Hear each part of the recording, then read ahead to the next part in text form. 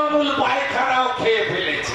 দেশের নির্বাচনে তৃণমূলের কোনো ভূমিকা নেই, তাই আপনারা ভোট নষ্ট করবেন না।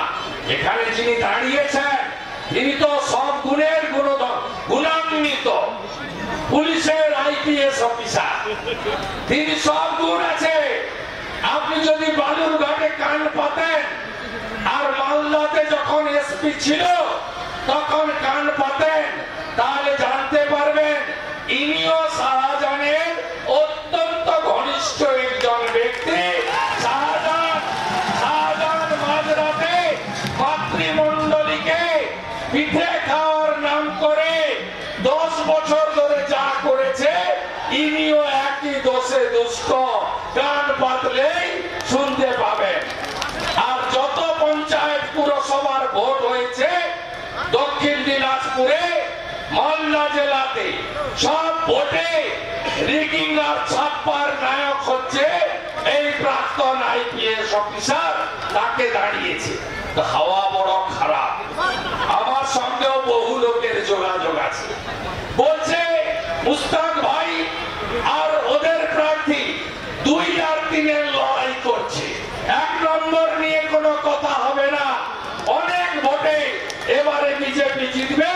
গতবারে 84,000 ভোটে খগেন মুর্মু ছিল, এবারে তো 1.5 লক্ষের বেশি ভোটে উত্তর মালদা নরেন্দ্র মোদীকে আমরা দেব, নিশ্চিতভাবে বলতে পারি।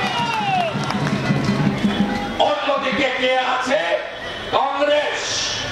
কংগ্রেস গোটা ভারতবর্ষ থেকে মুছে গেছে। গোটা ভারতবর্ষে কংগ্রেস নেই। আপনি জেনে রাখুন, ভারতবর্ষের এই নির্বাচনে কংগ্রেস 20টার বেশি আসন পাবে না। তাই কংগ্রেসকে ভোট দেওয়া মানে ভোট নষ্ট করা। আর কংগ্রেস ইতিহাসের পাতায় নাম লিখিয়েছে। সম্প্রতি 5টা রাজ্যে ভোট হয়েছে, ঝাড়খণ্ড, আপনার ছত্তিশগড়ে, মধ্যপ্রদেশে, রাজস্থানে, তেলেঙ্গানাতে, মিজোরামে। কংগ্রেসের হাতে থাকা ছত্তিশগড় এবং রাজস্থান ভারতীয় জনতা পার্টি জিতেছে। এবং সম্প্রতি গত সপ্তাহে দেখেছেন হিমাচলে 6 জন কংগ্রেসের এমএলএ পদত্যাগ করে বিজেপিতে যোগ দিয়েছে। তাই অস্তিত্বহীন সাইনবোর্ড কংগ্রেসকে ভোট দেওয়া মানে ভোট নষ্ট করা। নরেন্দ্র মোদীজি তার সরকার আপনাদের জন্য যা যা পাঠিয়েছিল আপনারা পাননি। আপনারা 14 কোটি ইজ্জত ঘর নরেন্দ্র মোদীজি তৈরি করেছে। 72 লক্ষ বাংলায় পাঠিয়েছিল। আপনারা এই শৌচালয় পেয়েছেন? কেউ পাননি।